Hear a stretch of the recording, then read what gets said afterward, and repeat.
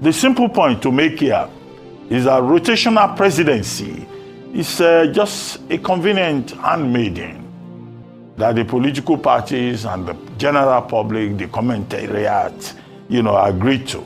There's nowhere in the Nigerian Constitution that says that there should be rotation between North and South. In fact, it was actually the PDP that first adopted it.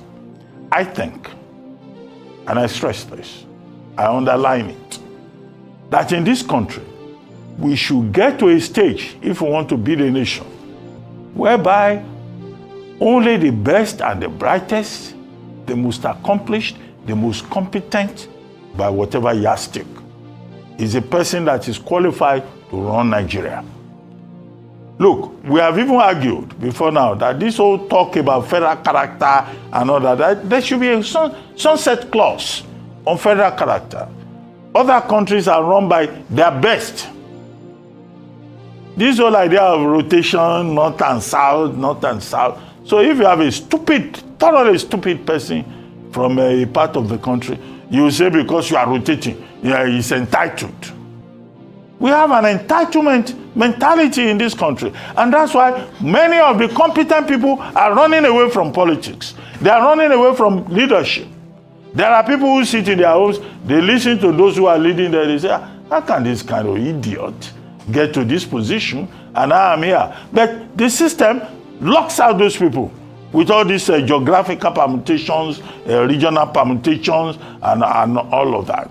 Can we just run a country where the competent people, the best and the brightest, are the ones who are there, and we don't just structurally shut out people who have ability?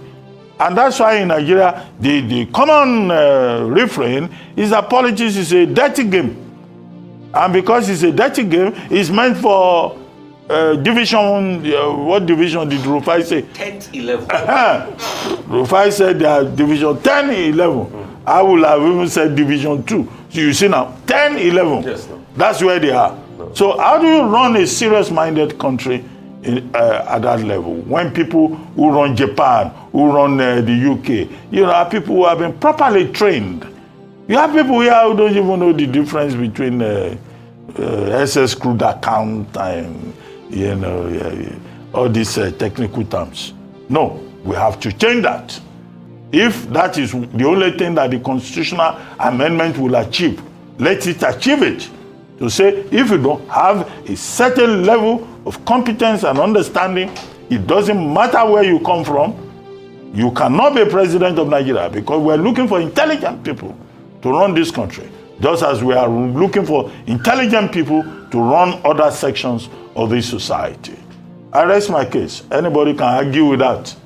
All right. What is absolutely undoubtedly clear is that in the past couple of days, we're starting to see some of the policy directions and positions of the ADC begin to unfold and unravel.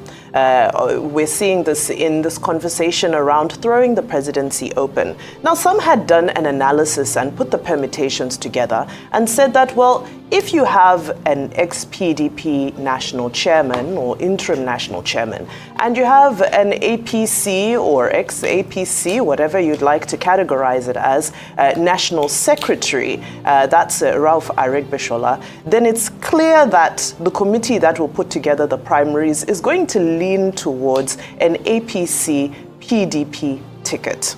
So some might say that no, they are going to leave behind all past allegiances. However, the body language seems to read that that's where the dominant factor lies at the moment. Who the candidates will be, of course, is still a thing of debate. But when you look at the permutations and just the balance of power as it stands in that coalition at the moment, the PDP or the ex-PDP representatives and the APC representatives hold the power and the trump cards as to how primaries will be conducted and who is likely to emerge a presidential candidate. I think it's important for the coalition to continue to build and develop. So I think it was good to ask those front runners to just hold off on declaring any ambitions for now. But I think the people will be less patient and will be itching to see who the front runner will be. Some of the other developments that we've seen from the ADC in the past couple of days and hours are also some commentary on foreign policy that I just want to highlight because, of course, they've spoken widely and at length through Malam Bolaji Abubakar about the fact that Nigeria is not included in the meeting that Donald Trump will be holding with some African countries starting from today in Washington, D.C. And of course, by now we all know that the reason that some countries were not included is because they chose to partake in BRICS.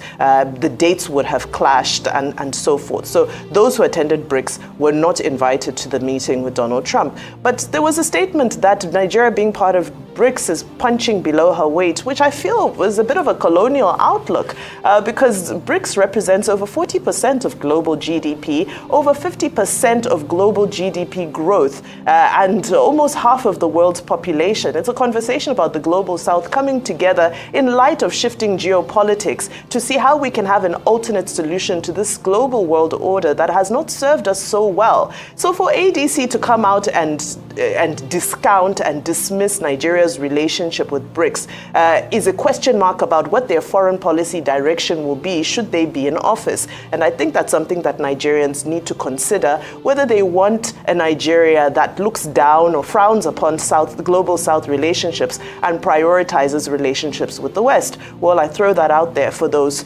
for people viewing to be able to analyze that.